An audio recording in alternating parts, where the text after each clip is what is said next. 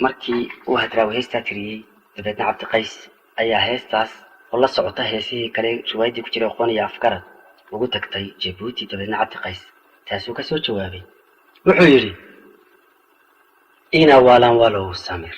ina walan wal waa hadraawi weeyaan, walan wal waa naanays oo aabihii leeyahay.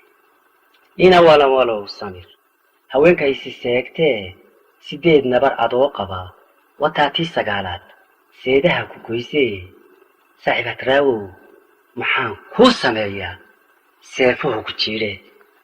gabadhii ku sidataan sabadii Jabuutiyo xeebaha sintoodii iyadoo nin sare qabo subax aanu kulanno sababtiina caashaqa markii aan su'aalay waxay suuban leedahay.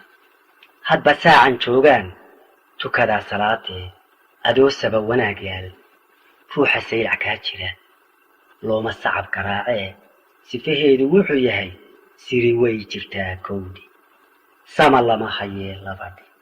waxay saxarli kugu tidhi ninka soo socda u joog, waxaad soo sidana celi anigu waan salfududahay.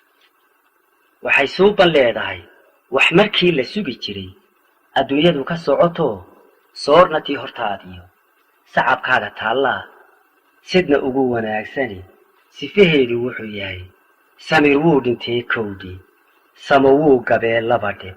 waxay saxarli kugu tidhi ninka soo socda u joog, waxaad soo sidana celi anigu waan salfududahay. waxay suuban leedahay safar meel fog tegay iyo laba dhowro socoto waa sabankii beentoo wacad laysisiiyo runi way salguurti sifaheedu wuxuu yahay sabool waa nacii kowdi saxal waa madhniye labadhe. waxay saxarli kugu tidhi ninka soo socda u joog, waxaad soo sidana celi anigu waan salfududahay.